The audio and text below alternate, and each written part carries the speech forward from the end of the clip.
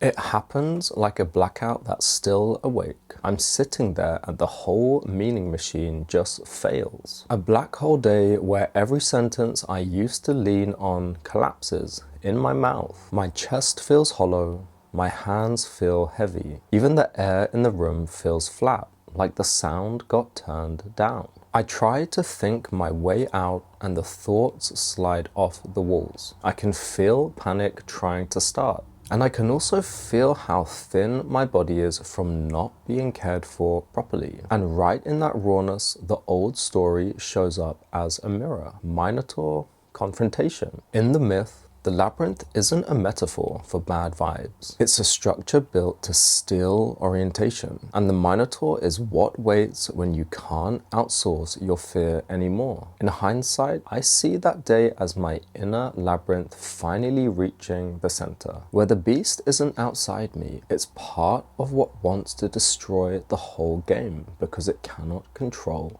it. Psychology might call this a bottoming out of narrative defenses. When the mind can't maintain its usual meaning, the nervous system shows you what's underneath. Terror and grief and rage and emptiness. The same underworld material I had tried to name from a distance was now arriving without decoration. The impulse to flee myself was there. None of it was holy just because it was intense. If I spiral into reckless behavior, consequences still land. Legal, relational, physical. So the thread has to be blunt and practical. I stop trying to win the day. I hydrate. I eat something simple. I put my phone down and I lower stimulation. I aim for sleep because sleep is containment, and I reach for community, not as an audience, not as someone to get my symbolism, but as grounded human beings who can help me stay lawful and stay safe and stay accountable until the black hole passes. After the collapse, the next pain is stranger. I can't find myself. I look for the old me like I'm patting down pockets for keys or old notes, and it's gone. I hear my own voice and it doesn't feel attached. I stare at my reflection and there's a delay. Like the face is familiar, but the story isn't. The sentence that repeats is simple and terrifying. I don't know who I am. My stomach churns, my legs feel weak, like the body wants to sit down on the floor and refuse the whole world. This is the lived hardship and austerity, because there's no inspiration, there's no grand lessons, there's just identity dissolving, and then the mythic mirror comes in, sharp and animal, jaguar, warrior, transformation. In Aztec symbolism, the jaguar isn't a cute spirit guide, it's night, power, predation, the capacity to survive in darkness without pretending it is daylight. Transformation into a jaguar warrior is not a mood. It's not Instagrammable. It's an ordeal that changes how you move. In psychological language, this phase can look like depersonalization or disassociation, protective distance when the system is overwhelmed. Traditional initiation stories often describe the future healer, shaman, or edge figure falling ill, going strange, going insane, losing the old self before anything coherent appears in its place. But those stories only become useful if they teach humility. The danger here is trying to force identity back with intensity, or even worse, trying to make the dissolution itself into proof of specialness. That is how people get reckless. That is how I got reckless. That's how you end up breaking laws, breaking trust, breaking your own body. So I chose the disciplined version of the jaguar, not aggression, but grounded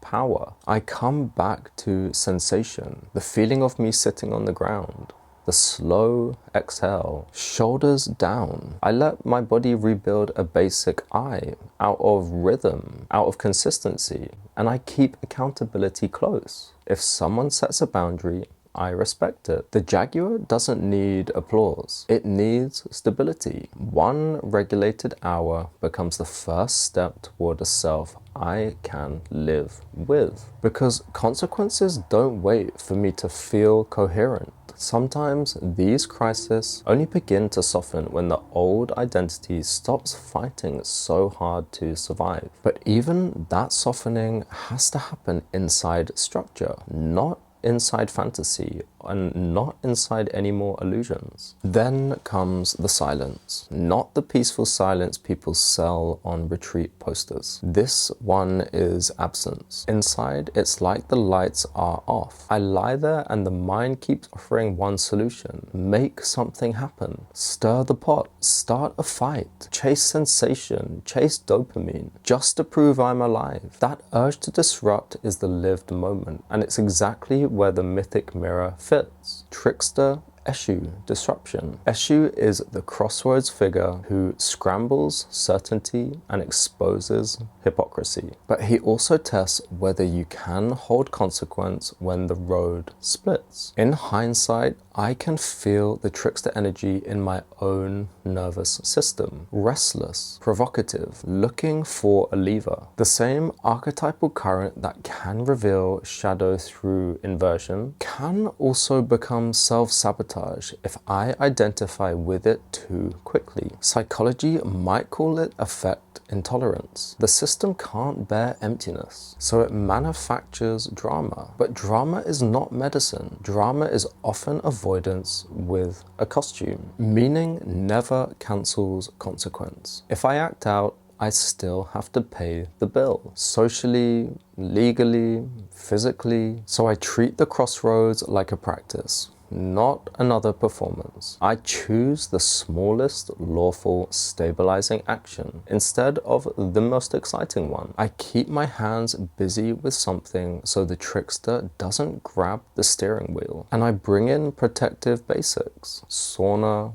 workout, prayer, plain boundaries, the simple acts that help a body know it is being contained rather than being abandoned. Eshu doesn't disappear, but at the crossroads, I can choose which road gets my feet, the road of impulse or the road of discipline. At some point, the mind gets so unreliable that I stop negotiating with it. I come down into the body like it's the only room left that hasn't lied to me. I take a bite of food and notice the texture, the salt, the sweetness, the simple fact that my body can still receive something. And right here, the mythic mirror turns unexpectedly precise. Kabbalistic shadow work. In Jewish mystical language, there's a fierce respect for the hidden side, for the parts of the self that can't be bypassed with sweetness. Shadow isn't evil other. It's the concealed distortions that appear when light is used without humility. In hindsight, I see my own distortions clearly in this stage. The urge to make my suffering meaningful enough to exempt me from ordinary responsibility. Psychology might call this a defense against helplessness.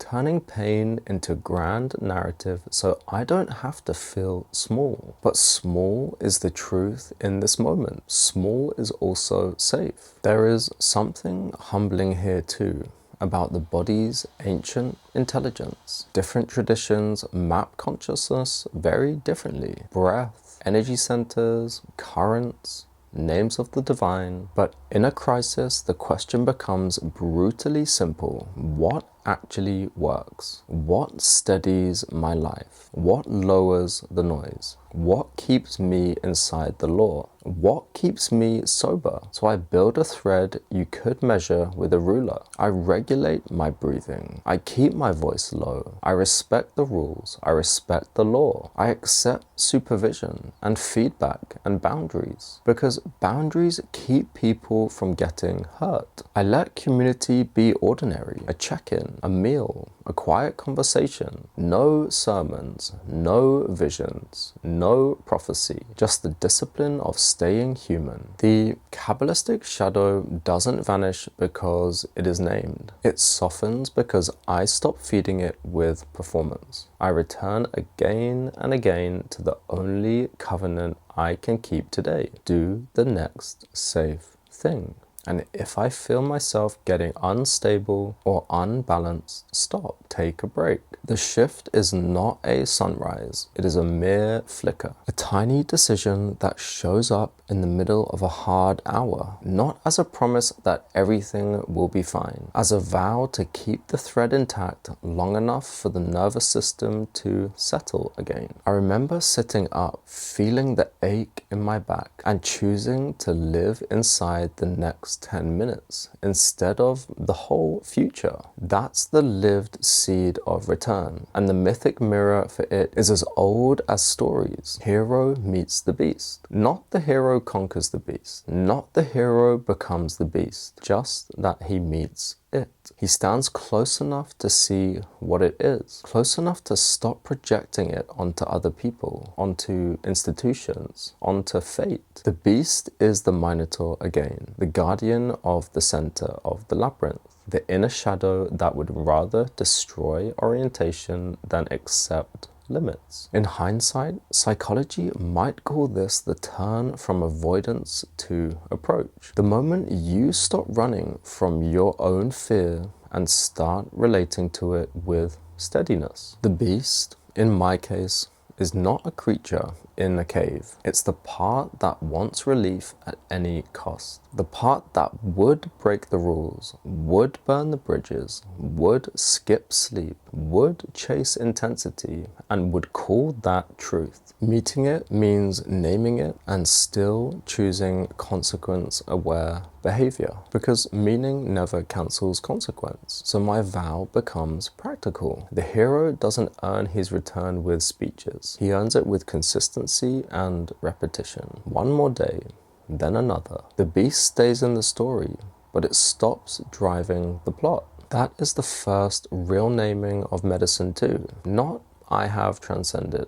but I know what keeps me alive. The spiral remains a spiral. Themes return, shadows return, fear returns. But with Adriana's thread in hand, recurrence no longer has to become ruin. That's how the spiral stays sacred, not by avoiding darkness, but by meeting it with structure and responsibility.